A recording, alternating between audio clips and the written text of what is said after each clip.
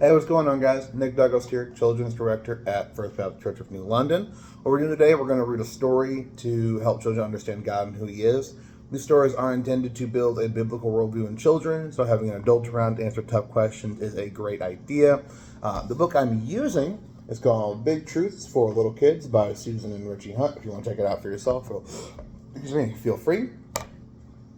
At the start, I'll do a kind of call and response, question answer kind of thing. Then I will read the story. Then after the story is done, I will put the discussion questions in the description below. So without waiting around, let's get started. Question 1. What is meant by the atonement? The answer to that, Christ satisfied God's justice by His suffering and death in the place of sinners.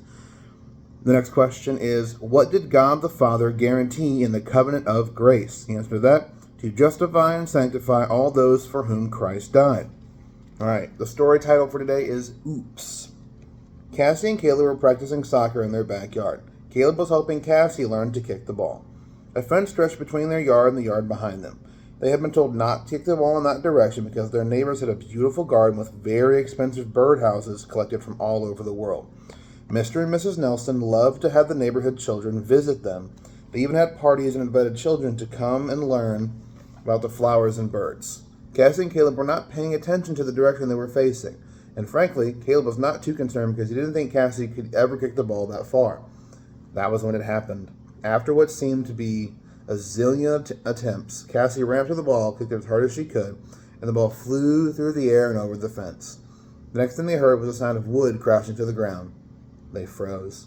Finally, Caleb said slowly, "Oh no." Cassie's voice was filled with dread. "Caleb, what have I done?" They walked slowly to the fence. When they peeked over, their hearts sank. A prized, hand-carved birdhouse from Germany had fallen onto a concrete bench. It looked like a pile of splinters. Tears streamed down Cassie's face. Caleb gently took her hand, and the two of them walked back to their house in silence. They knew what they had to do.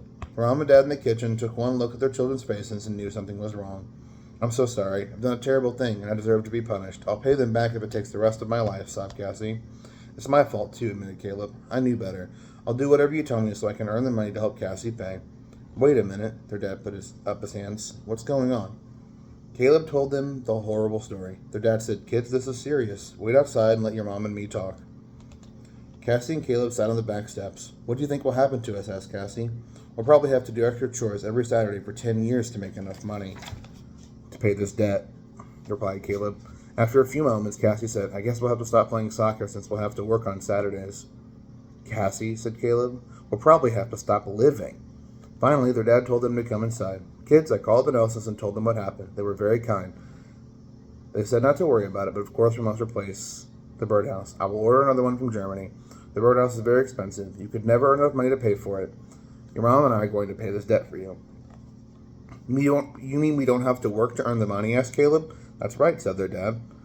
"But what is our punishment?" asked Cassie hesitantly. "There is no punishment." "Why?" asked Caleb solemnly. "Because we love you and you belong to us," said their dad. Cassie and Caleb ran to their mom and dad and hugged them. Thank you, they said over and over. "Now, kids, let's talk," said their dad.